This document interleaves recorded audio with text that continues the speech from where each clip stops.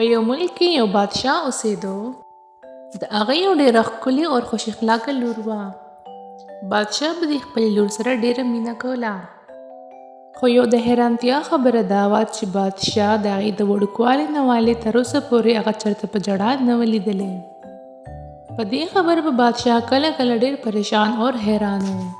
بادشاه وزیر ته آواز کو او ورته وویې: وزیر، ما چېرته خپلې لور په ژړا نه ده لیدلې. هسې خو هر یو مور پلار غواړي چې د هغوی اولاد دې کله هم ونه ژاړي. زما د خبرې مقصد دا نه دی چې زما لور دې خفه شي یا دې هغې ته خفګان ورسي، خو زه صرف هغه یو ځل په ژړا کتل غواړم چې زما لور به څنګه ژاړي. دی بادشاه سلامت، خو ستاسو اجازت وي نو زه دربار کې اعلان وکړم. که تا د بادشاه سلامت لور وژړوله نو هغوی له به بادشاه د هغوی د خولې پوښتونکي انعام ورکوي، او داسې به تاسو خپله لور په ژړا هم ووینئ. چې دا اعلان خلکو څنګه واورېدو نو ډېر لرې لرې نه خلک دربار ته راغلو.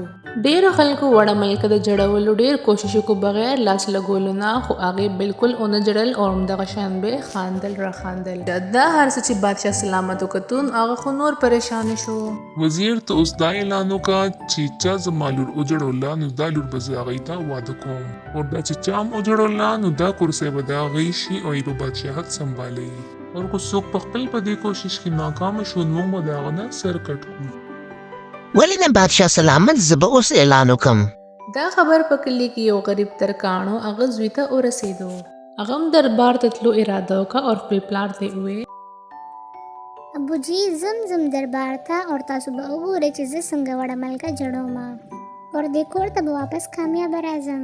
نو پلار ورته وویې: ته پته ده ته زما ډېر هوښیار زوی یې، خو الله دې نه کړي که ته چېرته ناکامه شوې نو زه به بیا یوازې څه کومه؟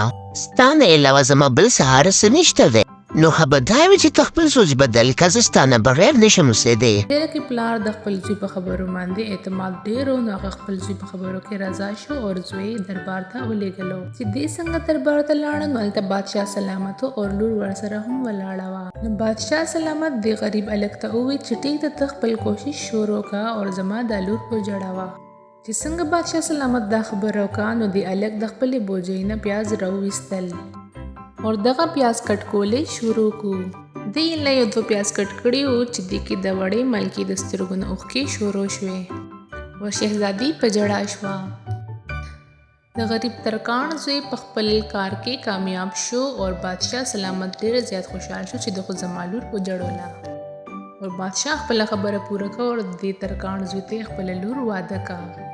او بادشاه سلامت خپله کرسۍ هم ورکړه چې اوس به نن نه پس پوره سلطنت هم ته کې. ترکاڼ د خپل زوی په کامیابۍ ډېر زیات خوشحال شو.